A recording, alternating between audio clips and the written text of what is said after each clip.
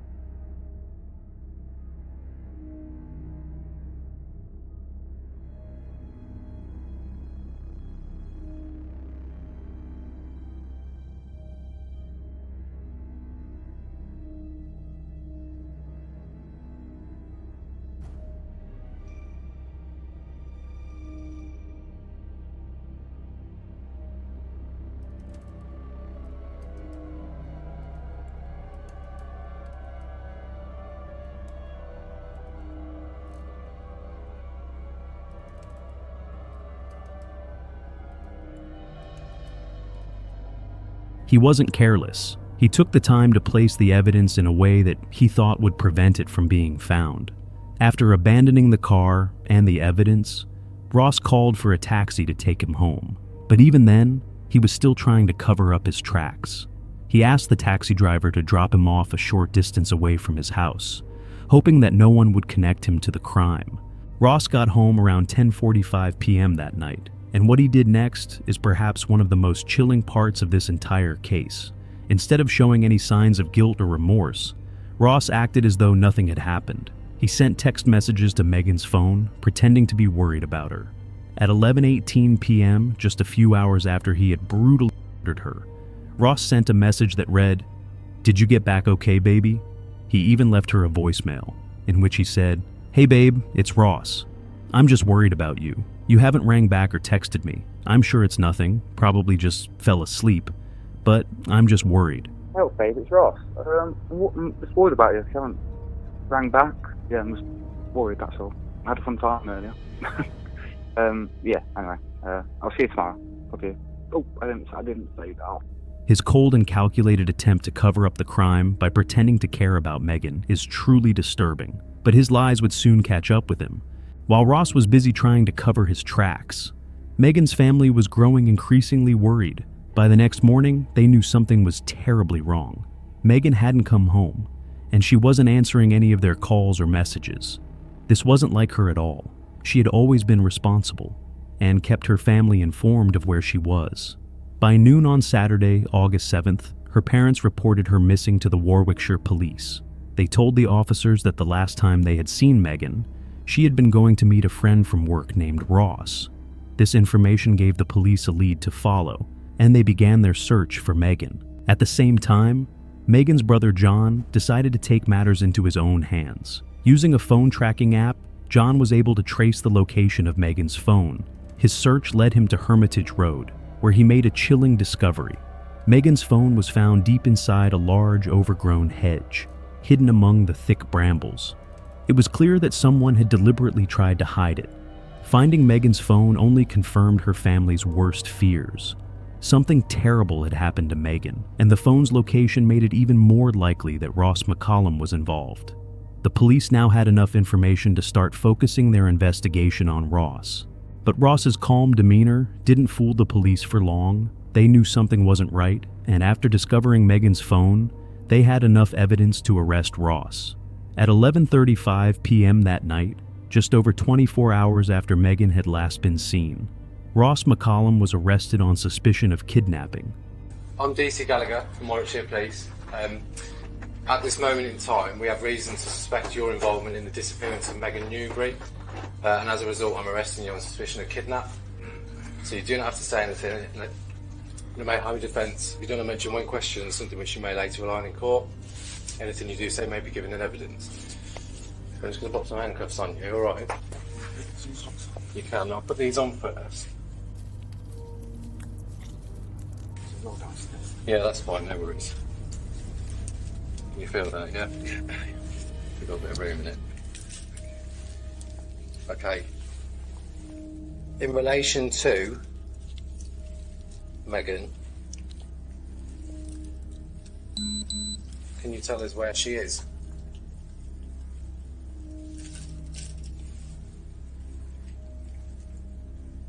You got something in your ear? What is it? Okay. What's in relation to Megan? Can you tell us where she is? Second. Walk down the police station. Can you tell us here? Just quiet.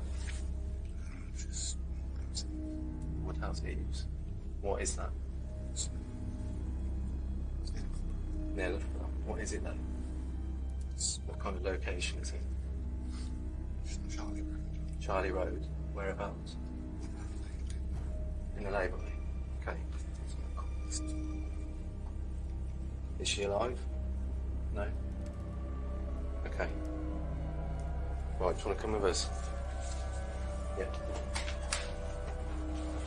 During the initial stages of his arrest, Ross continued to maintain his innocence. He acted like a concerned boyfriend, pretending to be worried about Megan's whereabouts. But as the police pressed him for more information, his story began to unravel. Finally, in the early hours of Sunday, August 8th, Ross broke down and confessed to the crime. He told the police where they could find Megan's body, admitting that he had killed her. When the officers asked him if Megan was still alive, Ross coldly replied, "No." Following Ross's confession, the police were dispatched to Charlie Road, where they found Megan's body exactly where Ross had said it would be.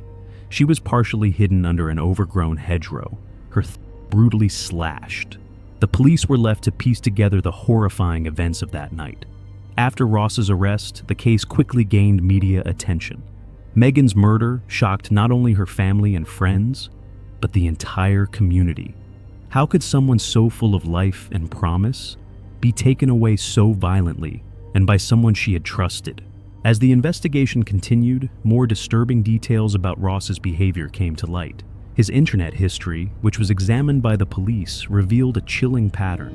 In the hours following Megan's murder, Ross had spent time browsing websites and watching videos. He had even searched for information about serial killers, including Levi Belfield, a notorious British killer and rapist. Even more disturbingly, Ross had spent time looking at adult websites with an emphasis on domination. This dark and twisted side of his personality had clearly influenced his actions that night. It was clear to the police that Ross had no remorse for what he had done. He had spent hours trying to cover his tracks, sending fake text messages to Megan's phone, all while browsing the internet for ways to clean up the crime. Ross was charged with Megan's murder, and his trial began in November 2022 at Leicester Crown Court. During the trial, Ross's defense team tried to argue that he hadn't intended to kill Megan. They claimed that he had experienced a temporary loss of control, triggered by childhood trauma. Ross claimed that he had been abused as a child, and that something Megan had said or done that night had triggered those traumatic memories, causing him to lash out in a fit of uncontrollable rage. But the prosecution argued otherwise. They pointed out the cold, calculated way in which Ross had killed Megan, and then tried to cover it up. They argued that Ross's actions were premeditated, and that he had shown clear intent to kill. His internet searches, his attempts to hide the evidence, and his lack of remorse all pointed to the fact that this was not a crime of passion. It was murder. During the trial, it also came to light that Ross had made disturbing comments while in custody. He had joked with other inmates about the murder, saying that if he had gone a bit further, he would have taken Megan's head off completely. These comments only served to highlight just how dangerous and callous he truly was. Megan's family sat through the entire trial, listening to the horrifying details of what had happened to their daughter. The pain and grief they felt were unimaginable, but they remained strong, determined to see justice for Megan. After 6 long weeks, the jury reached a unanimous verdict. Ross McCollum was found guilty of Megan Newborough's murder and was sentenced to life in prison with a minimum term of 23 years. The judge condemned Ross's lack of remorse and the cruelty of his actions, making it clear that he was a danger to society. Even though Ross was sentenced to life in prison, the pain of losing Megan will never go away for her family. They lost a daughter, a sister, and a friend, a young woman who had her whole life ahead of her. Megan's family has been left to pick up the pieces and try to make sense of their loss. Meg was an exceptional person through and through. She was and is loved by all who knew her and was nothing but pleasant to those she came into contact with. She had a whole life ahead of her. She was about to buy her first home and was excited for everything she had coming up. We're a very close family, of which Megan was the glue that held us together. Our lives have been torn apart through this loss. He spoke daily of pain. But they are determined to honor Megan's memory. In the years since her death, her family has set up a charitable foundation in her name, dedicated to supporting victims of domestic violence and raising awareness about the dangers that women can face, even from those they trust. They hope that by sharing Megan's story, they can prevent other families from going through the same tragedy. Megan's family and friends continue to live with the pain of her loss every day, but they take comfort in knowing that her story has touched the lives of so many. Megan may be gone, but her legacy lives on through the love and memories of those who knew her. As we reflect on this tragic story, our thoughts and deepest condolences go out to Megan's family and friends. Losing someone so young with so much promise is an unimaginable pain that no one should have to endure. Megan's memory lives on in the hearts of those who loved her, and we honor her by sharing her story. We hope that through remembering her, we can raise awareness about the importance of protecting ourselves and others from harm, even from those we trust. Please take a moment to hold your loved ones close and to remember those who have been lost too soon. Megan may no longer be with us, but her legacy and the love people had for her will never be forgotten. If you enjoy true crime stories like this one, please consider subscribing because I post videos on this channel every day. Thank you for watching, and please stay safe.